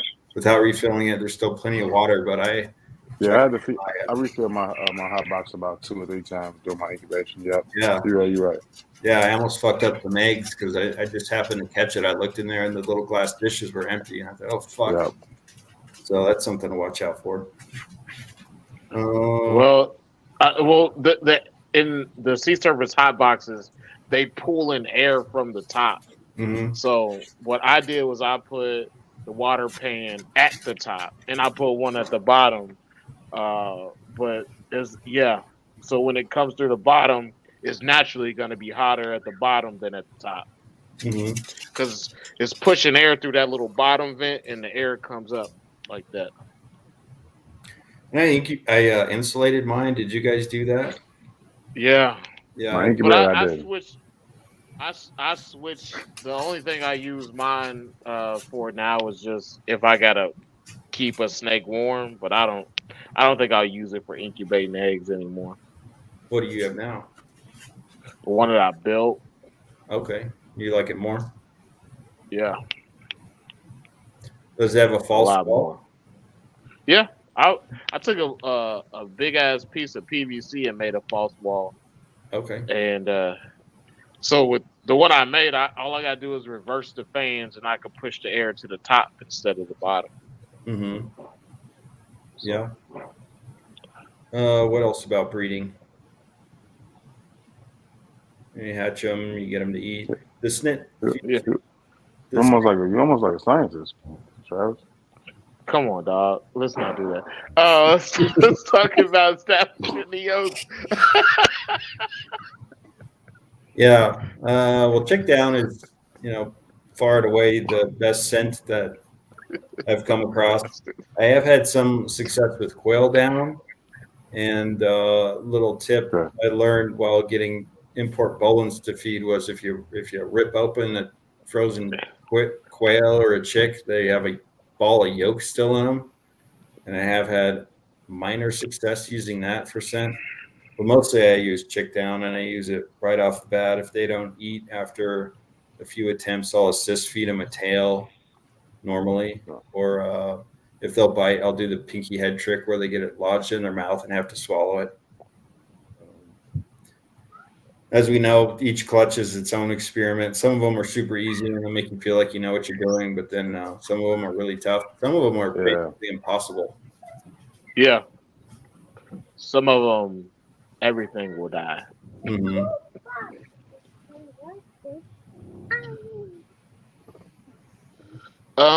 So yeah, we'll pass it on to Brian. Yo, what do you want, man? Yeah, so I Nigga, probably Migos. do most things similar to Dave. I do cycle from about October to probably March. Incrementally down to 72 to 73, and then back up. One of the things that's a little bit different about my space that I've had to kind of learn over the last, I moved in this house in 2020, and the area I'm keeping my snakes in now is there's a portion of it that's exposed to where, right behind this wall actually, is where our furnace and our AC comes through and all the ductwork is there. So during this time of year, when it's blazing hot outside, the air conditioning is running quite often, and that helps cool that snake space off during this time of year. And so because of that, I've found that I've been able to pair snakes and get interest in kind of mid to late summer. And I still do my normal cycling regardless, but I will pair snakes if it seems like they're interested in breeding. And so there have been a few animals, particularly some wild caught animals like the oxbill, Naru female. I think there's another one or two that I'm forgetting, but that have cycled and bred in late July and August. And then I'm hatching eggs right around Christmas and New Year's. Wow. So that's, I wouldn't say that that's something I've done on purpose. It's just something I've observed in my room and the way that it's kind of, the rhythm of the room, so to speak. And so I've just kind of went with it. I would Have you had say, to increase? Have you had to increase humidity in the room due to the air going in there? yeah. So like this time of year, it stays pretty consistent at like 60%. So I'm usually not adjusting it too much. I also think that might have some bearing on the success that I've had in this time of year, because uh, humidity is increasing, which I'm sure is signaling them to some degree that it's a good time to breed. Uh, Dave and I are both here in Colorado, so during the winter it gets dry as shit, and it's a constant battle to keep it, anywhere even mediocre. Uh, so there's definitely a big humidity swing between summer and winter in my area. Um, so I'm sure that impacts them to some degree, as well as just the natural. The opposite happens in the winter. So the heat goes through that area and warms up the room to some degree. So I'm sure they're picking up on those cues throughout the room, regardless of what I'm doing and setting thermostats to. Uh, so take that for what it's worth. But I've Can I ask you? Can I ask you yeah, guys a real quick question about your humidity? Do you guys have central air or swamp coolers in your houses? I have central air. Yeah, Okay. central air. All right. Would you say the central air? What? Air Swamp conditioners cooler. versus swamp Oh. coolers. The swamp coolers do work well here because it's so dry, so that you get What Yeah. is a swamp cooler? It's like an AC, but it's not. they have pads, like humidifier pads, and the water keeps those pads wet, and then there's a fan that sucks water in from outside, and as it goes through those cold pads, there's evaporative cooling. You see them in like greenhouses a lot. Yeah. We had one in our house when we lived in Colorado Springs. I didn't know what the hell that thing was. Yeah, I've never seen one before. I had to they look it work up. pretty well. They don't work in humid climates, and I think mold Yeah. can be an issue because you're bringing in really wet air. Probably be good for a snake room. Yeah, probably. If the air outside isn't humid at all, it'd probably be pretty good. Mm-hmm. All right, I'm sorry to interrupt you, Brian. All good. Yeah, so I don't know if that made any cohesive sense, but I'm still kind of learning this space and how to best cycle things. I mean, I kind of like Dave mentioned earlier, I would love to be able to kind of get more regimented and cycle things at a particular time of year and have everything breed, and then have a period where I'm not really thinking about it. But right now, I'm just kind of figuring out what works best for the space and when the snakes seem to be cued on to breeding. Um, so yeah, um, yeah, they're pair the snakes when they seem interested. When females are swelling or males go off food or roaming. Uh, once the once the female goes off food, I generally separate because generally the deed's done. Uh, I will maintain. This is something else that Christian. Um, I saw Christian do. I don't know if he still does it this way, but it seemed to work well for him. He held the night drop pretty long throughout gestation. Um, and so I generally do that. I don't usually start to raise night temps until after the prelay shed. Uh, and I think every single clutch I've had since 2018 has been between 48 and 50 days post ov. Pretty much regardless of where I've lived or anything like that. So um, I get pretty consistent lay days. Uh, Again, similar to what Dave said about incubation and um, kind of vermiculite versus no substrate. I've done no substrate several times in the last, 6 years or so, and had varying results. I think with so I'm using Sea Serpent's 2 foot cube incubators, um, and another Christian tip was he got one when he changed from the old barn to his new space. He insulated the outside, which I did as well, but he added a fan on the bottom as well. So there's 2 fans.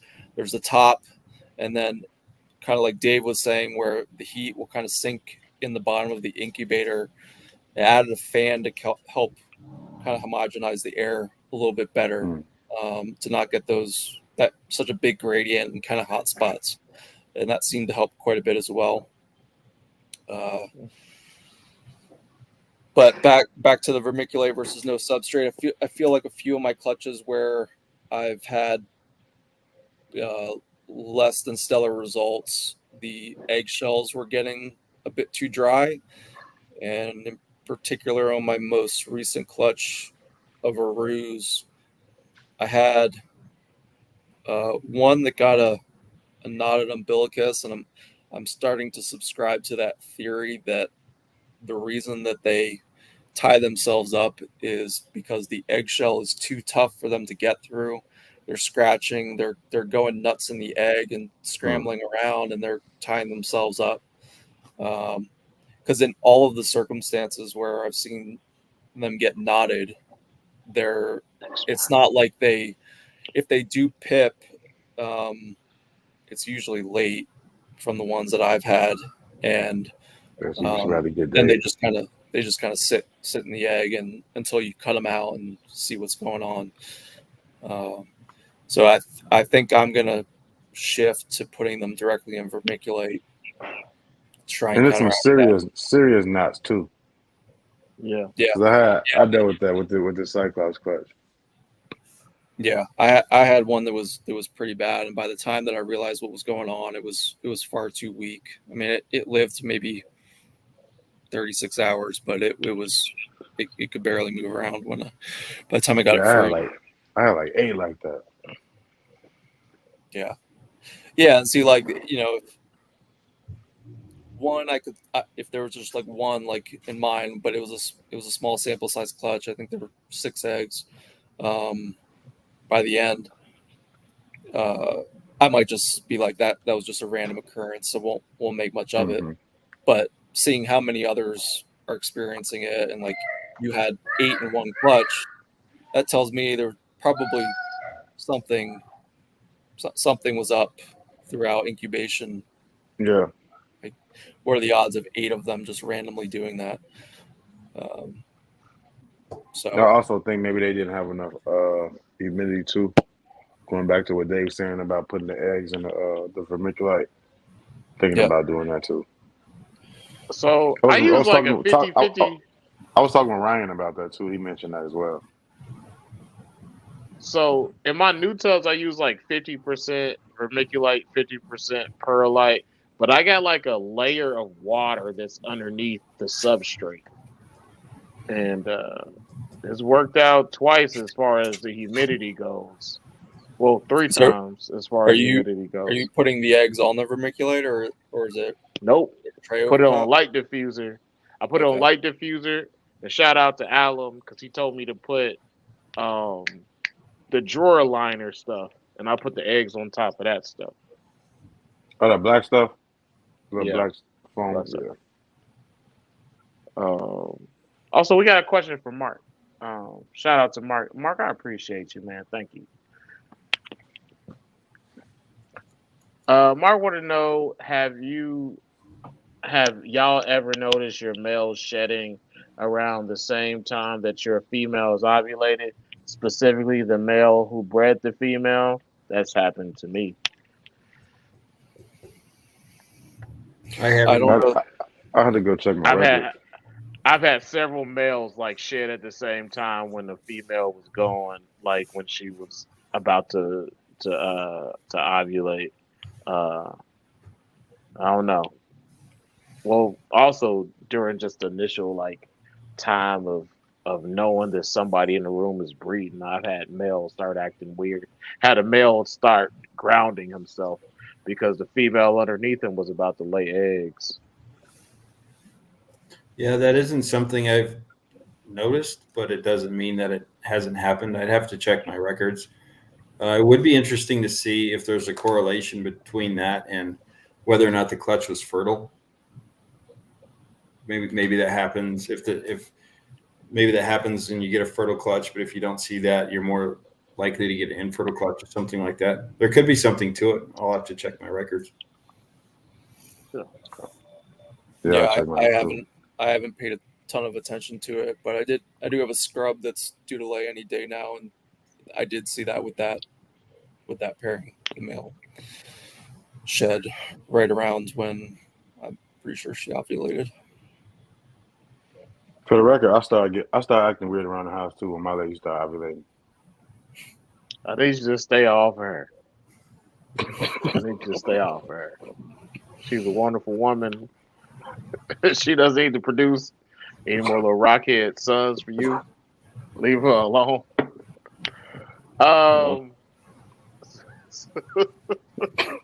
So we're getting to the end. You guys got anything else that you guys want to talk about? I think we've certainly come a long way since the MBF days. We were talking about what a nice little community it was back then, but I think we know a lot more now than back then. You just have to filter through a lot of bullshit, but it is also amazing how little we know. Like Mark has this question. That's something we don't know for sure. I think that'll be pretty easy to figure out if there is a correlation. But we also talked about food cycling. We don't, people do that totally opposite ways. So which way is the right way? And I never stopped feeding my animals throughout the year. Yeah, I know other people who do that too. So that's something we don't know. And then there was another topic we talked about earlier. I can't remember what it was, but it's like, we don't have a fucking clue. I wish I knew what it was, what that topic was. But we still have a long way to go. And I think that's what makes this exciting, and that's what makes these shows interesting for me to listen to. It's not like talking about ball pythons and I'm going to put this pastel with this Mojave or whatever. That's just boring. but there is still a little bit of a challenge. And that's Well, if you got a, but you can get a world's first from something like that if you play with the Dinker project long enough. yeah. All you gotta do is work it right. You know, Yeah, next I thing you mean, know, you got the next great morph coming out of Africa. Dave. Mm-hmm. Yeah. The Kino. The Kino gene. Okay. Hey, did you see that Dave Keto a Hoffman video? great Like African. that he dropped. You see? He called keto an ashy African. No, that's the next big morph. Comes Oh out with shit! sunglasses on.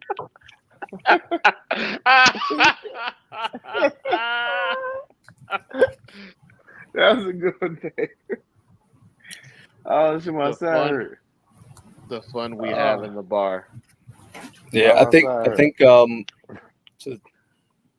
to that point, we're kind of seeing that with a lot of snake species across the board that have always been traditionally hard to breed, and I'm sure that's there's just been kind of a collective shift in the way people keep and feed. I mean, temperature and how they feed, feeding far less frequently, keeping snakes lean and smaller, and keeping them cooler. And I don't, as fun as all of those conversations were on the MBF, I don't know how much they were really leading to any great discoveries. I think, it was said before, but I think everybody kind of overcomplicated chondros. They are, in my experience, more sensitive um, than many other species, but I think the basics of how to keep and breed them are kind of this, ubiquitous throughout most of these python species, with some minor tweaks maybe. But I think the chondro community at large is probably um, succeeding just because of that general shift amongst the python keeping community as a whole. Not any special discoveries the chondro community has made. I will say this about the MVF as a person. I got my first Contra in 2015. But going back and reading some of the old stuff in the MVF now in 2024, it's still really relevant. And I think that some of the questions that people ask were eventually people actually put time to getting real answers to some of those questions, which has ultimately led to the knowledge that we have today and how people do things now. Because somebody had to ask the question, Yeah. and I think that it did help in a sense. And there's not. You're right. I haven't seen any groundbreaking info, but I'm looking at it from the perspective of somebody who's seeing it late anyway. But you can see that people genuinely wanted to do better. Yeah, I mean, it was definitely, I think, a different community than most of the others back as far as the type of person that it tended to attract. I think far more detail oriented and inquisitive types of people. Um, Again, to Dave's point, kind of people who are, I think, more interested in the challenge The than money necessarily just a paint job. Um, and the money part of it too. yeah, those people flamed out pretty quick. Mm-hmm. Um, I mean, it's two people here that I've recently seen posts from in the MVF. Like I know I've seen one. I've seen several from Mark in the MVF. And who else? Who else did I see one from? Somebody else that was in the chat. I forget. Um, but yeah, it's like people that were there in the MVF days. Like they're still around, still keeping contact. yeah, Some of them are. yeah, I think what I what I quite enjoyed about that period of time is, um, like it was people who were just far more interested in talking about how to answer the questions we didn't have answers to, whereas now a lot of the conversation feels very surface level. And it seems to be gravitating more to the ball python paint job, flashy. Look at this snake; it's got 8 black scales. Yeah, I don't know. It just seems a little bit more shallow these days. Put it that way. Well, also you also got to think that there's a lot more people that have just transitioned to this from ball pythons, and there's some people who have admitted that because the ball python market is it is what it is. That has prompted some of them to get into chondros. So Well, so that you gotta understand it. Like you're gonna hear some of that, but in reality, I think that because we have people like you and Dave D around, there's so many other guys that keep the bar really high that people are gonna realize like this is not gonna be like ball pythons in this community. yeah, I mean, I guess that's part of what I mean by shallow is it seems like people are interested because of money. So I don't know. I'm probably coming off as an old curmudgeon, even though I'm not that old. No, I agree with you. I've seen the whole evolution of it over the last 20 some years. Nah, I mean, it takes people to like actually put in the time to make the community what it is. That's why we like doing this keepers clashes with Yeah. seasoned guys like you and Dave. That's what this is all about, is giving people the opportunity to hear the different perspective on keeping from guys that have been around the block a few times. But we know you guys' heart is in the right place. I never for a second well, maybe there's one person that we had on here who treated this thing like a cash grab, but you know, we're not going to say any more than that. But for the most part, people do genuinely care about the animals and pushing the whole chondro um, community forward. Well, kudos to you guys and everybody else that does these podcasts, because I certainly listen to most of them and enjoy the heck out of them. So you know all about midget talk, huh?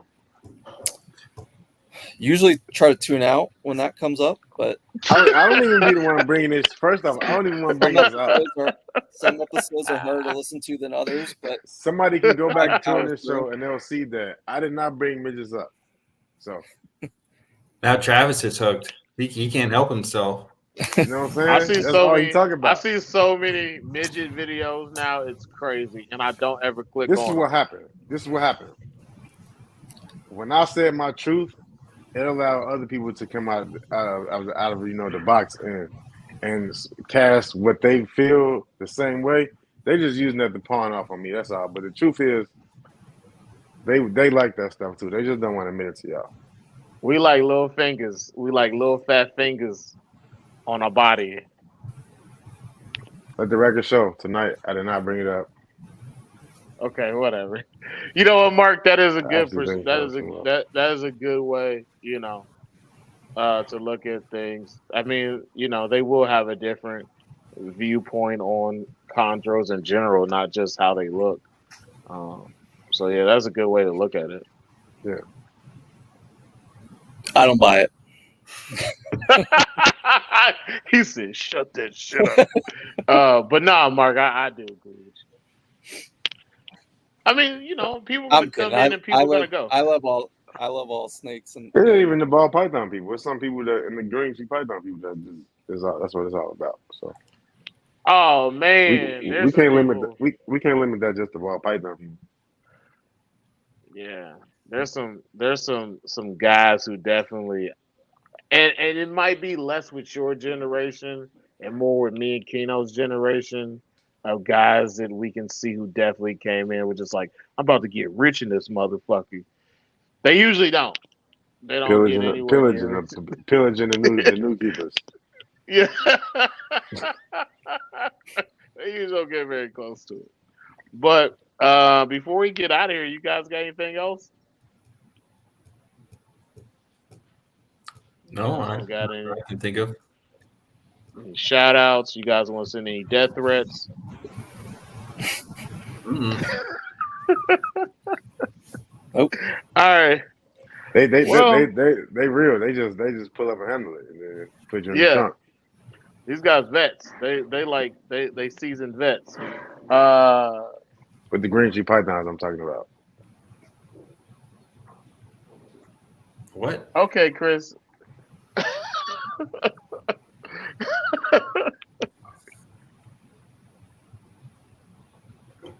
Anyway, Chris. Yeah. See, Chris I'm is having thinking along the right lines. I like that. We appreciate you, Chris got Chris. a lot of great thoughts when we talk to him. Yeah, he does. And Chris isn't afraid to like tell you that he doesn't know certain things and he's gonna try to figure it out. I like Chris a lot. Not in the romantic way. But anyway, No, did he? this has been us for the Look at my Chondro Bar man Room. Dave. That's not Dave, I'm gonna take it back. You know what, Dave? I don't think you're serious for Dave. I don't think you're serious You for don't think Dave. he's circular? Nah, Dave. We met you in person. You too cool. Brian, the jury's still out on you yet. You know what I'm saying? But Oh, Dave, Brian, now you get money in my book, Brian. I want to I want to thank you to our guests for coming through and kicking it with us in the bar. I appreciate the rants. We need more rants in the bar. I was on time this But week. You know what I'm saying? Shout out to me being on time. Keno was on time this week. Everything worked well. His internet didn't go out. He didn't have to put on a tinfoil hat or a metal pot. This has been a great time. The next time it happens, I might have to bring the 10-4 hat back. Nah, you just gotta bring that lemonade back that you was drinking that had you acting out of control. Nah, we don't want that. Nah, I want to see that shit again. No, we don't want that. They just said it like they like listening to a good show. Yeah, fucking lemonade lunacy. Thank y'all. That's been us for the Chondro Bar Room. Y'all take care. Have a good night. Till next week, Guys. y'all. Peace. Chondro Bar Room. Peace. See you later. see. This man.